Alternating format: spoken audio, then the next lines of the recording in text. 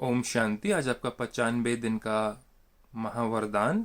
और आज के वरदान में परमपिता परमात्मा हमें योग शक्ति मतलब कि परमात्मा की याद में कैसे रहना योगा देखते हैं। तो इंसान आज सिर्फ हठ योगा मतलब कि जो अलग अलग पोजेज आप करते हैं या अलग अलग मुद्राएं करते हैं केवल उसको ही योगा समझते हैं। लेकिन ये योग जो है ये प्राचीन योग है जिससे कि हम आत्माएं मुक्ति में जाती हैं। तो डिफरेंट आसन करने से तो शरीर को फायदा होता है, लेकिन यह आत्मिक आसन कि मैं आत्मा परमात्मा की याद में बैठी रहूं तो मेरे अंदर जो सिद्धियां हैं, जो प्राप्तियां होती हैं, जो सूक्ष्म शक्तियां आती हैं वो बहुत गहरी होती हैं। और मैं अपनी उच्च स्थिति में मेरी छठी इंद्री बिल्कुल खुल जाती है। तो हम सब आत्माएं ये प्राचीन राजयोग सीखें जिसके द्वारा मैं आत्मा इस शरीर का राजा, कर्मेंद्रियों का राजा बन पाऊं। तो उसके लिए तो मेरा किसी के साथ में लगाव होना चाहिए। तो आज इंसान का दुनिया की चीज़ों के साथ लगाव है, दुनियावी बातों के साथ लगाव है, पदार्थों के साथ लगाव है। उन सबको छुटाने के लिए मुझ आत्मा का लगाव मेरे सत्य परमपिता परमात्मा के साथ जब हो तब तो सारी चीज़ों से हम मुक्त हों और छुटें। तो आज देखें कौन सी एक सी प्राप्तियां, शक्तियां हमें इस राजयोग शक्ति से मिलती हैं जो बाबा आज बात करते हैं।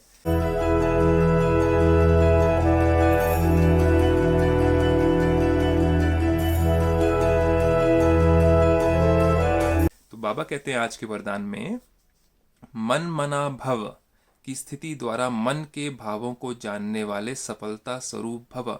मन मना भव बहुत ही ऊंचा मंत्र है जो कि भगवत गीता में दिया गया है।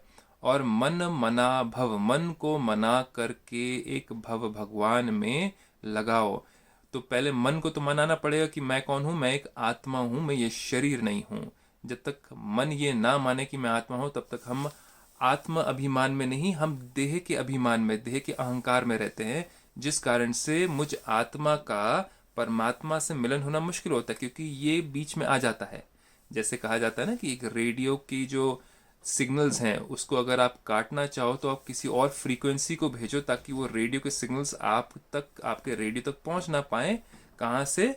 जहाँ से आप उसको ट्रांसमिट कर रहे हैं, जहाँ से आप उसको भेज रहे हैं।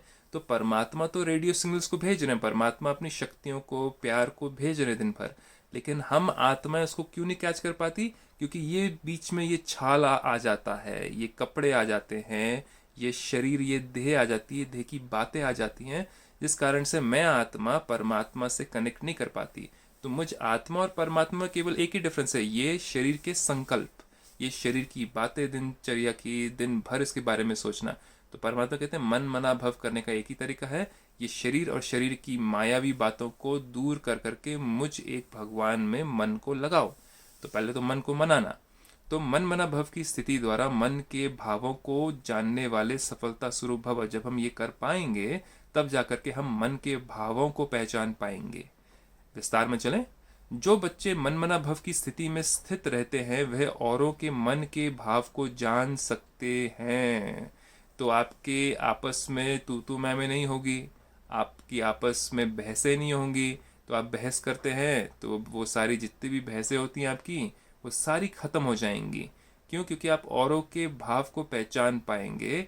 और वो तब हो पाता है जब परमात्मा से हम जुड़े होते हैं। और परमात्मा से जुड़ने से क्या होता है, हमारे शरीर की सारी भावनाएं, जब अपनी खुद की ही इच्छाएं, खुद की भावनाएं जब कम हो जाएंगी तभी तो हम किसी और के ऊपर फोकस कर पाएंगे ना।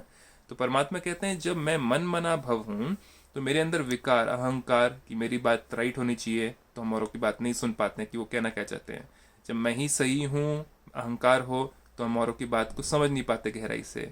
जब मेरा ही तरीका होना चाहिए, मेरे अनुसार ही चलना चाहिए, तब औरों के भाव को नहीं पहचान पाते, जिस कारण हमारे संबंध टूटते जाते हैं, हम दूर होते जाते हैं। तो हम कहते हैं सब कुछ तो किया मैंने इसके लिए, लेकिन मेरा संबंध इसके साथ अच्छा नहीं है। क्यों? क्योंकि हमारी भाव और भावनाएं मिल नहीं पा रही हैं, क्योंकि हम एक दूसरे को पहचान नहीं पा रहे हैं। तो परमात्मा कहते हैं मन मना भव का मंत्र, देहाभिमान, लोभ, इच्छाएं जितनी भी हैं, अहंकार, ये सारी चीजें कम होती जाएंगी।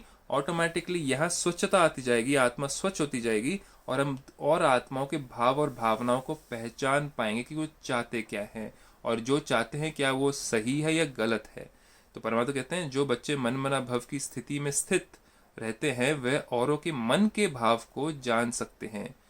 बोल भल क्या भी हो, है ना। कोई जैसे बोलते हैं ना कि किसी एक माता को पता भी चल जाता है उसके बच्चे का भाव क्या है, चाहे बोल हो नहीं मेरे को नहीं करना, मैं नहीं कर सकता कर सकती, या मुझे नहीं चाहिए, लेकिन माता को पता होता है, पिता को पता होता है कि वो चाहती क्या है, वो है ना। तो वैसा संबंध सिर्फ एक बच्चे और माँ के बीच में ना हो, लेकिन सारे के सारे जितने संसार के इंसान हैं, आत्माएं हैं, उनके साथ में हमारा ऐसा संबंध बन जाए, परमात्मा ये चाहते हैं। तो बाबा कहते हैं बोल भल क्या भी हो, लेकिन उसका भाव क्या है उसे जानने का अभ्यास करते जाओ। यह अभ्यास कब होगा, जब हम कौन सी स्थिति में रहेंगे, मन मना भव। हर एक के मन के भाव को समझने से उनकी जो चाहना व प्राप्ति की इच्छा है ना। तो हम क्या सोचते हैं कि सिर्फ लौकिक या दुनियावी प्राप्ति की इच्छा है, तो मुझे पता चल गया तुम्हें क्या चाहिए, चलो खरीद के दे दिया उसको, नहीं, वो बातें नहीं। लेकिन उस आत्मा को सुख चाहिए, प्रेम चाहिए, आनंद चाहिए, खुशी चाहिए, शांति चाहिए, क्या चाहिए, कौन सी शक्ति चाहिए, ज्ञान चाहिए, क्या चाहिए।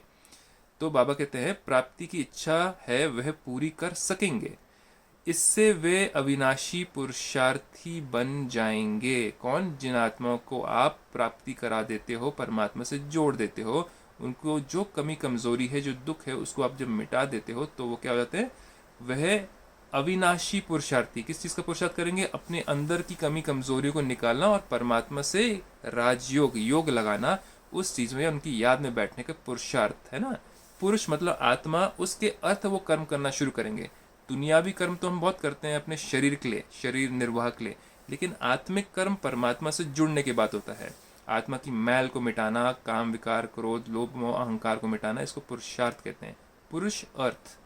तो बाबा कहते हैं बन जाएंगे अविनाशी पुरुषार्थी, बन जाएंगे। फिर सर्विस की सफलता थोड़े समय में बहुत दिखाई देगी। हमारी सर्विस क्या है, ब्रह्म कुमारी इसमें सारी आत्माओं को सुख शांति का रास्ता दिखाना देगी। और आप पुरुषार्थी स्वरूप के बजाय, है ना, पुरुषार्थी स्वरूप मतलब मेहनत करने के बजाय सफलता स्वरूप बन जाएंगे। आपको मेहनत नहीं करनी पड़ेगी जब आप औरों के भाव और भावनाओं को पहचान पाएंगे, है ना। उन्होंने कुछ कहा, आपने कुछ और समझा, उनका आपसे लिंक नहीं अच्छा हुआ, उनको समझ नहीं आया कि आप क्या कहना चाह रहे हो, वो क्या कहना चाह रहे हैं। आपका भाव कुछ है, उनकी भावना कुछ और महसूस कर रही है। तो ये सारी चीज़ें कब, ये शक्ति कब आएगी, जब हम मन मना भव की स्थिति में स्थित होंगे। तो आज का ये वरदान गहराई से समझिएगा, राजयोग को समझिएगा, जो कि भगवत गीता में कहा गया है, जिसके द्वारा हम शक्तिशाली और मुक्त होते हैं अपनी ही कमी कमजोरियों से। आपका दिन शुभ हो, आप सेहतमंद रहें, और ओम शांति।